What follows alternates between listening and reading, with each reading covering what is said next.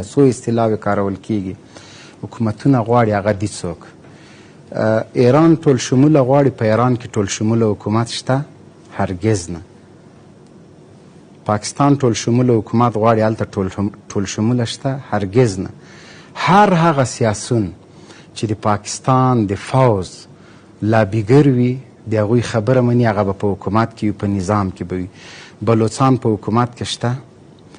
د هغه نور ناراضه ګوندونه شته؟ هغه څه چې دوی د موږ دپاره غواړي په پاکستان کې شته؟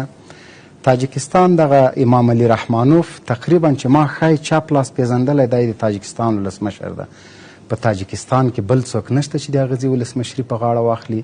د تاجکستان انتخابات شفاف دي. د ایران چې څنګه انتخابات غواړي دلته عمل شموله حکومت غواړي، په ایران کې دغسې شته.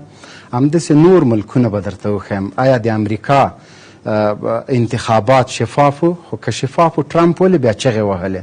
ولې یې چې درغلي وشوله؟ ولې یې چې ما سره ظلم وشو؟ تر ننه پورې هغه د ټویټر فیسبوک هر څه له رسنیو نه هم بند کړی ده.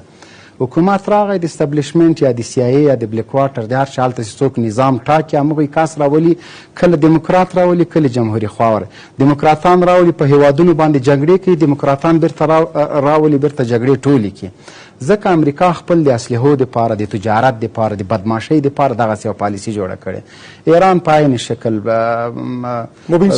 ازبکستان، تاجکستان، دا ټول سرپرست حکومت همه شمول دی. سرپرست حکومت تقریبا همه شمول ورته ویلی شو.